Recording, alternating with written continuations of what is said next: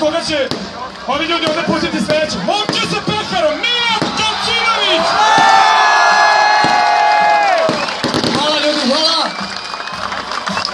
Momak sa, mislim, brozovim pekarom.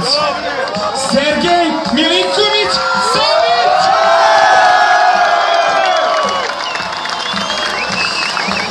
Reci! Hvala svima, hvala! Nemojte da zaboravimo jednog momka. Stipe Papić! Hvala svima. Zbog njih niste spavali. Rano se budili, gledali ih u dresiju Vojvodine, sada u dresu reprezentacije. Vidite sve ovo iza, šta su sve uradili.